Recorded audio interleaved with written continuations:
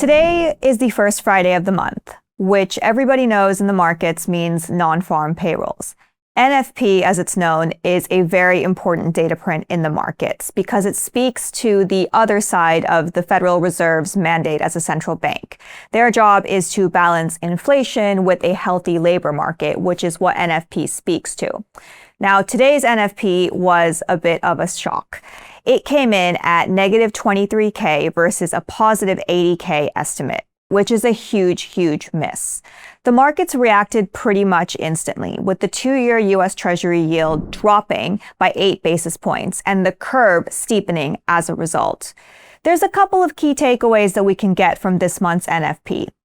The first is that revisions are now part of the story and unfortunately part of the uncertainty. Since about 2021, so post-pandemic era, revisions have been greater and more negative.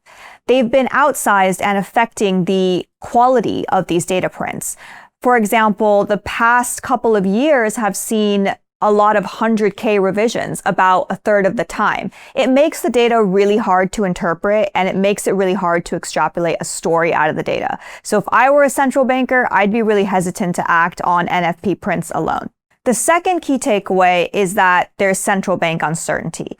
The OIS curve, which predicts whether a central bank is going to hike or pause or cut in its next meeting, is wildly fluctuating right now. It has absolutely no idea what to do with this NFP print.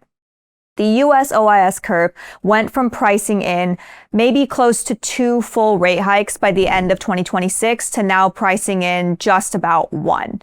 That's a huge adjustment, and unfortunately, that's now going to be a new normal in a world where Kevin Warsh, the new Fed chair, doesn't want forward guidance and he doesn't want data-dependent driven decisions. So we're going to have to adjust to this new normal somehow, and it is a little bit shocking how new this really is. So for example, the last FOMC, which met at the end of July, was the first time in 18 years, so since 2008, where the markets went into a Fed decision not really sure what was going to happen.